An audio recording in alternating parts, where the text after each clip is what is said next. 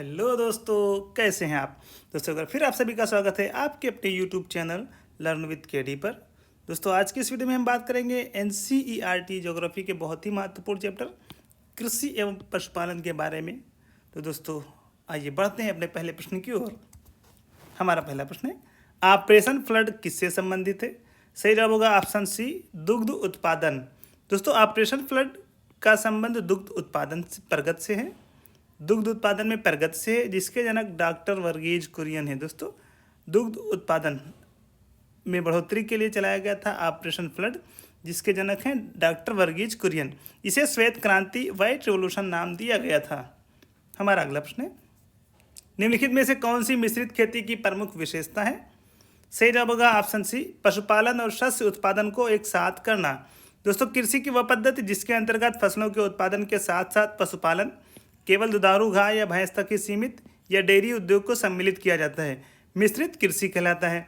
इस प्रकार फसलोत्पादन के साथ साथ जब पशुपालन भी आय का स्रोत हो तो वह मिश्रित कृषि की श्रेणी में आता है। बढ़ते अगले प्रश्न की ओर। भैंसों की कौन सी नस्ल गुजरात के दक्षिण पश्चिमी भाग में पाई जाती है।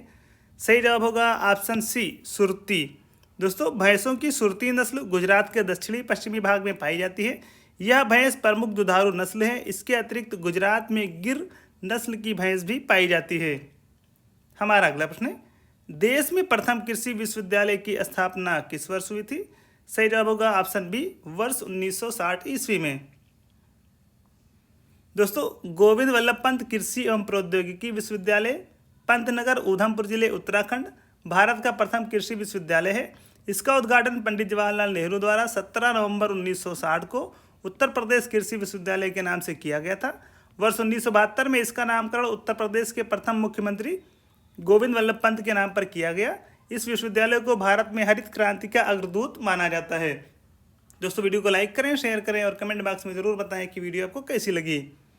हमारा अगला प्रश्न है, कोई डेयरी किसान किस तरह से अपने पशुओं का चारा उपभोग कम करके अपने दुग्ध उत्पादन को भी बढ़ा सकता है। सही जवाब होगा ऑप्शन बी, आहार सांद्रण की पूर्ति में वृद्धि करके।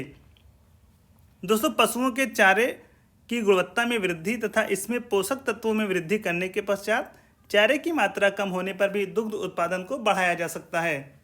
हमारा अगला प्रश्न है, भारत में शीत ऋतु में शीतोष्ण पश्चिमी विक्षोभों से होने वाली वर्षा किन फसलों के अधिक उत्पादन में सहायक होती है। तो सही जवाब होगा ऑप्शन सी, केवल रबी।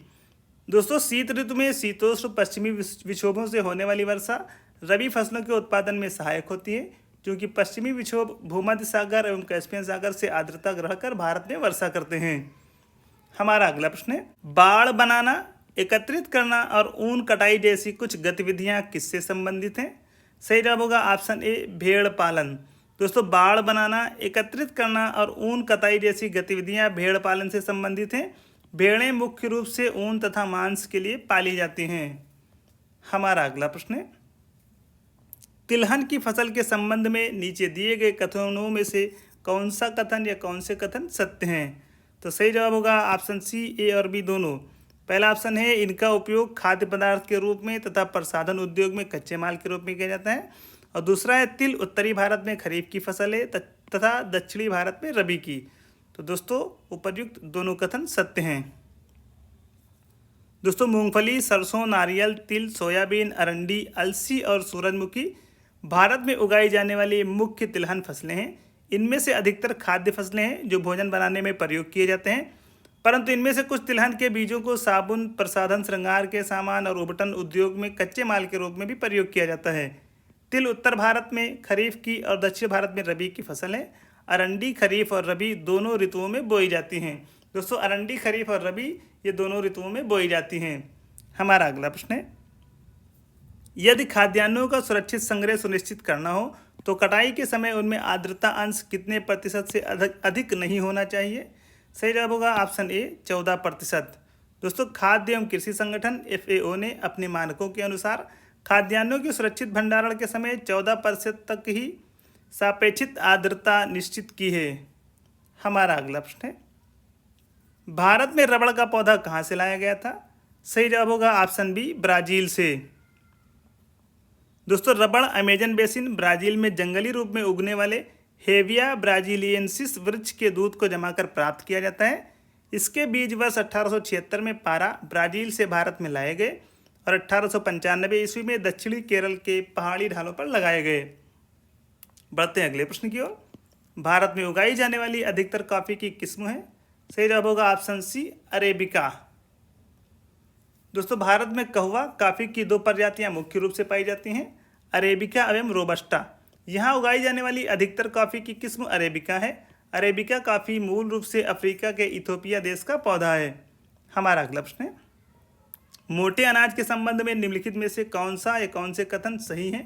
पहला कथन है मोटे अनाजों में पोषक तत्वों की मात्रा अत्यधिक होती है, और दूसरा है ज्वार, बाजरा और रागी भारत में उगाई जाने वाले मुख्य मोटे अनाज हैं। तो दोस्तों सही जवाब होगा ऑप्शन सी, ए और बी दोनों सही हैं। दोस्तों, ज्वार, बाजरा और रागी भारत में उगाए जाने वाले प्रमुख मोटे अनाज हैं। यद्यपि इन्हें मोटा अनाज कहा जाता है, परंतु इनमें पोषक तत्वों की मात्रा अत्यधिक होती है। उदाहरणतया रागी में प्रचुर मात्रा में आयरन, कैल्शियम, सूक्ष्म पोषक तत्व और भूसी मिलती है। दोस्तों, वीडियो को लाइक करें, शेयर करें और कमेंट बॉक्स में ज़रूर बताएं कि वीडियो आपको कैसी लगी। हमारा अगला प्रश्न है, निम्नलिखित में से कौन सी खरीफ की प्रमुख फसल नहीं है? सही जवाब होगा ऑप्शन बी, गेहूँ। दोस्तों, खरीफ फसलों के अंतर्गत चावल, गन्ना, कपास, ज्वार, बाजरा, मक्का आदि, जबकि रबी फसलों के अंतर्गत गेहूं, चना, जौ, सरसों, अलसी आदि फसलें उगाई जाती हैं। खरीफ फसलों के लिए उष्णकटिबंधीय एवं रबी फसलों के लिए शीतोष्णकटिबंधीय जलवायु लाभकारी होती है। हमारा अगला प्रश्न है, राष्ट्रीय केला अनुसंधान केंद्र कहाँ स्थित है? सही जवाब होगा ऑप्शन ए, तिरुचिरापल्ली में। दोस्तों, राष्ट्रीय केला अनुसंधान केंद्र तिरुचिरापल्ली, तमिलनाडु में स्थित है। यह केले के उत्पादन में वृद्धि के लिए फसल उत्पादन, फसल सुधार एवं फसल संरक्षण पर कार्य करता है। हमारा अगला प्रश्न है, निम्नलिखित में से कौन सा राज्य इलायची का उत्पादन नहीं करता है? सही जवाब होगा ऑप्शन डी, ओडिशा। दोस्तों, छोटी इलायची के मुख्य उत्पादक राज्य केरल, कर्नाटक तथा तमिलनाडु हैं, जबकि बड़ी इलायची के मुख्य उत्पादक राज्य सिक्किम व पश्चिम बंगाल हैं। इस प्रकार ओडिशा राज्य इलायची का उत्पादन नहीं करता है। हमारा अगला प्रश्न है, गेहूं की खेती के लिए निम्नलिखित में से क्या आवश्यक है? सही जवाब होगा ऑप्शन डी, सामान्य तापमान तथा सामान्य वर्षा। दोस्तों, गेहूं के उगते समय ठंडी तथा आर्द्र जलवायु की आवश्यकता होती है। गेहूं बोते समय सामान्य वर्षा 10 डिग्री से 15 डिग्री सेल्सियस के मध्य तापमान तथा फसल पकते समय 20 डिग्री से 25 डिग्री सेल्सियस तापमान की सामान्य तापमान की आवश्यकता होती है। हमारा अगला प्रश्न है, अदरक का तना जो मिट्टी में उगता है और खाद्य का संग्रहण करता है वह कहलाता है? सही जवाब होगा ऑप्शन बी, परकंद। दोस्तों, अदरक का तना जो मिट्टी में उगता है तथा खाद्य का संग्रहण करता है वह परकंद कहलाता है। हमारा अगला प्रश्न है, खरीफ की फसल बोई जाती है। खरीफ की फसल बोई जाती है, सही जवाब होगा ऑप्शन ए, दक्षिणी पश्चिमी मानसून के प्रारंभ होने पर। दोस्तों, खरीफ की फसल दक्षिण पश्चिम मानसून के प्रारंभ होने पर बोई जाती है। चावल, ज्वार, मक्का, कपास, मूंग आदि प्रमुख खरीफ की फसलें हैं। इसकी अवधि जून से अक्टूबर तक होती है। हमारा अगला प्रश्न है, वर्ष भर बोई जाने वाली फसल है। वर्ष भर बोई जाने वाली फसल है, सही जवाब होगा ऑप्शन डी, मक्का। दोस्तों, मक्का एक प्रमुख नकदी फसल है जो वर्ष भर बोई जाती है, जबकि गेहूं शीतोष्ण जलवायु की फसल तथा उड़द शुष्क जलवायु की फसल है। दोस्तों, वीडियो को लाइक करें, शेयर करें और अगर आप चैनल पर नए हैं तो चैनल को सब्सक्राइब करना बिल्कुल ही ना भूलें। हमारा अगला प्रश्न है, वर्षा ऋतु के मौसम के बाद उगाई जाने वाली फसलें क्या कहलाती हैं? सही जवाब होगा ऑप्शन बी, रबी। दोस्तों, वर्षा ऋतु के मौसम के बाद शीतकाल के प्रारंभ में अक्टूबर से दिसंबर तक रबी की फसलें बोई जाती हैं। ये फसलें मुख्यतः सिंचाई पर निर्भर होती हैं। इसके अंतर्गत गेहूं, मसूर, सरसों आदि प्रमुख फसलें हैं। हमारा अगला प्रश्न है, निम्नलिखित में से कौन सा राज्य कॉफ़ी का सबसे अधिक उत्पादन करता है? दोस्तों, सही जवाब होगा ऑप्शन ए, कर्नाटक। दोस्तों, भारत में सबसे अधिक कॉफ़ी का उत्पादन कर्नाटक राज्य में होता है। भारतीय कॉफ़ी अपनी गुणवत्ता के लिए विश्व प्रसिद्ध है। इसकी कृषि की शुरुआत बाबा बूदन पहाड़ियों से हुई और आज भी इसकी खेती नीलगिरी की पहाड़ियों के आसपास कर्नाटक, केरल और तमिलनाडु में की जाती है। हमारा अगला प्रश्न है, निम्नलिखित में से गर्म मसालों का मुख्य उत्पादक क्षेत्र कौन सा है? तो सही जवाब होगा ऑप्शन बी, मालाबार तट। दोस्तों, मंगलुरु से कुमारी अंतरीप तक 500 किलोमीटर की लंबाई में विस्तृत तटीय मैदान मालाबार तट कहलाता है। नारियल, चावल, सुपारी, केला एवं गरम मसाले यहाँ प्रमुख रूप से उगाई जाने वाली फसलें हैं। हमारा अगला प्रश्न है, कृषि में युग्म पैदावार का आशय डॉट डॉट डॉट को उगाने से है। तो सही जवाब होगा ऑप्शन बी, विभिन्न मौसमों पर दो फसल। दोस्तों, कृषि में युग्म पैदावार का आशय विभिन्न मौसमों पर दो फसलों को उगाने से है। एक फसल वर्ष में विभिन्न मौसम के दौरान एक ही भूमि पर दो या दो से अधिक फसलों को उगाना युग्म पैदावार कहलाता है। एक ही साथ एक भूमि पर दो या अधिक फसल उगाना अंतर फसली खेती कहलाती है। हमारा अगला प्रश्न है, हरित क्रांति ग्रीन रेवोल्यूशन से अभिप्राय है। सही जवाब होगा ऑप्शन डी, उच्च उत्पाद विविधता प्रोग्राम। दोस्तों, हरित क्रांति शब्द का प्रयोग सर्वप्रथम अमेरिकी विद्वान डॉक्टर विलियम गॉर्ड ने किया। भारत में हरित क्रांति का प्रारंभ वर्ष 1966-67 ईस्वी से हुआ। भारत में हरित क्रांति गेहूं के उत्पादन में सबसे सफल रही, क्योंकि उसमें उच्च गुणवत्ता वाले गेहूं के बीजों, मैक्सिकन प्रजाति का गेहूं तथा उर्वरकों का अधिक प्रयोग एवं सिंचाई सुविधाओं के पर्याप्त विकास पर भी विशेष बल दिया गया। भारत में हरित क्रांति का जनक एम.एस. स्वामीनाथन को माना जाता है। दोस्तों, भारत में हरित क्रांति का जनक एम.एस. स्वामीनाथन को माना जाता है। दोस्तों, वीडियो को लाइक करें, शेयर करें और कमेंट बॉक्स में ज़रूर बताएं कि वीडियो आपको कैसी लगी। हमारा अगला प्रश्न है, भारत में सिंचित क्षेत्र के सबसे अधिक भाग पर खेती होती है। सही जवाब होगा ऑप्शन बी, चावल, धान की। दोस्तों, चावल देश की 3/4 आबादी का प्रमुख भोजन है। चावल का उत्पादन भारत के पूर्वी तथा दक्षिणी भागों में अधिक होता है। विश्व में चावल के उत्पादन में चीन का प्रथम स्थान है, जबकि भारत दूसरे स्थान पर है। संपूर्ण विश्व के 20% चावल का उत्पादन भारत में होता है। दोस्तों, वीडियो को लाइक करें, शेयर करें और कमेंट बॉक्स में ज़रूर बताएं कि वीडियो आपको कैसी लगी। हमारा अगला प्रश्न है, भारत में पीली क्रांति येलो रिवॉल्यूशन का संबंध है। सही जवाब होगा ऑप्शन बी, तिलहन के उत्पादन से। दोस्तों, भारत में पीली क्रांति का संबंध तिलहन उत्पादन से है। इसकी शुरुआत मुख्य रूप से वर्ष 1986 से मानी जाती है। वही गोल्डन सुनहरी क्रांति का संबंध फलों, शहद के उत्पादन से संबंधित है। बढ़ते हैं अगले प्रश्न की ओर। निम्नलिखित में से किसको भारत में नकदी फसल माना जाता है। सही जवाब होगा ऑप्शन ए, मक्का।